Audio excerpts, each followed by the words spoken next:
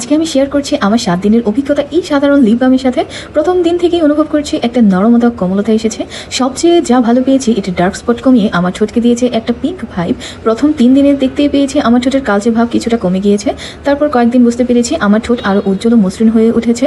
এখন আমার ঠোঁটগুলো ময়েশ্চারাইজ এবং সফট হয়ে উঠেছে। আমি নিজেই আমার পার্থক্য অনুভব করতে পারছি।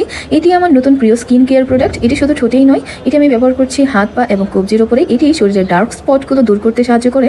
আমার কাছে ভালো লেগেছে, আপনি চাইলে ব্যবহার করে দেখতে পারেন।